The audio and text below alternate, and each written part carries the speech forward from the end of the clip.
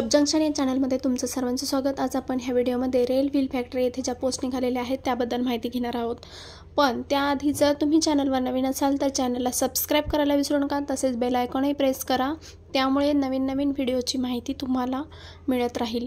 चला तर मग इथे रेल व्हील फॅक्टरी तर्फे नोटिफिकेशन आलेला आहे।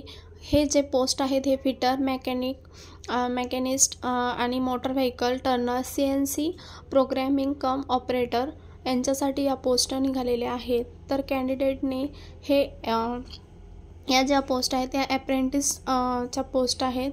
तर इथे इलेक्ट्रिशियन, इलेक्ट्रॉनिक मेकॅनिक अशा टोटल 192 पोस्ट इथे दिलेल्या आहेत। तर प्रत्येक कॅटेगरी वाईज इथे पोस्ट दिलेले आहेत। SC साठी 29, ST साठी 14, OBC 51, UR 98, PWBD साठी 8 आणि ESM साठी 6 अशा पोस्ट इथे दिलेल्या आहेत।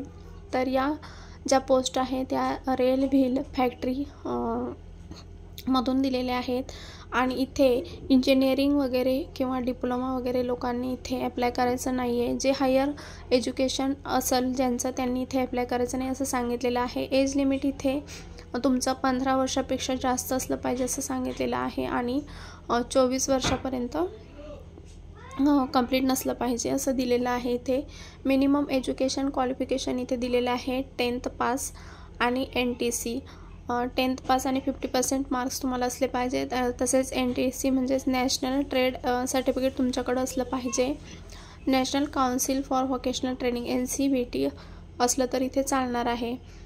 तर इथे motor vehicle Turner, electrician, electronic mechanic साठी जे अप्रेंटिस ट्रेनिंग प्रोग्राम आहे हा 1 वर्षाचा इथे दिलेला आहे आणि त्याच्यासाठी तुम्हाला इथे मंथली सॅलरी सुद्धा इथे देण्यात येणार आहे।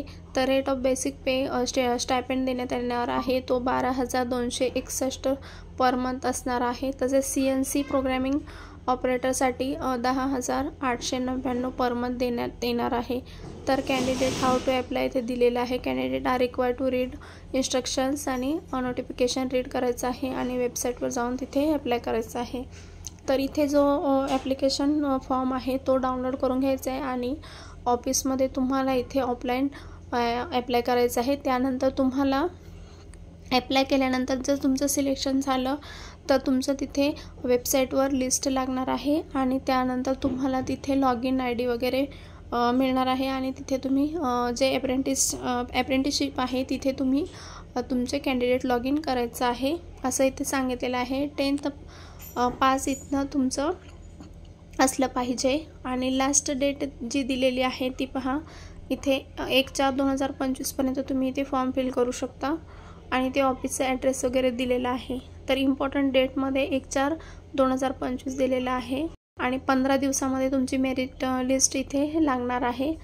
तर मोड ऑफ कन्सिडरेशन इथे दिलेलं आहे पहा, बेसिक ऑफ मेरिट लिस्ट म्हणजे 10वीचे जे बेसिक मार्क्स असणार आहे त्यानुसार इथं तुमची लिस्ट लागणार आहे। PDF मध्ये इथे लास्टमध्ये फॉर्म दिलेले आहेत आणि सर्टिफिकेटचे फॉर्मॅटसुद्धा दिलेले आहेत, ते तुम्ही पाहून घ्यायचे आहेत आणि त्यानंतर तुम्ही ते जे फॉर्म आहे तो डाउनलोड करून घ्यायचा आहे आणि तुमचे जे क्वालिफिकेशन सर्टिफिकेट असेल 10th पास किंवा व्होकेशनल सर्टिफिकेट असेल, NTC सर्टिफिकेट असेल, नॅशनल ट्रेड सर्टिफिकेट, ते सर्व तुम्ही झेरॉक्स कॉपी काढून अटॅच करून तिथे ऑफिसमध्ये द्यायचे आहेत। त्यानंतर तुमचे मेरिटनुसार लिस्ट लागणार आहे। सिलेक्टेड कॅन्डिडेटची लिस्ट वेबसाईटवर तिथे तुम्हाला 15 दिवसानंतर देण्यात येणार आहे आणि तुमचं जर सिलेक्शन झालं तर तुम्ही मग तिथे तुम्हाला वेबसाईटवर अप्रेंटिसशिपमध्ये लॉग इन करावं लागणार आहे। हे पहा, इथे सर्टिफिकेटचे सर्व फॉर्मॅट दिलेले आहेत। तर हे सर्टिफिकेटचे जे फॉर्मॅट आहेत आणि ॲप्लिकेशन आहे तर ते तुम्ही पाहून घ्या आणि त्यानुसार तुम्ही इथे फॉर्म फिल करू शकता।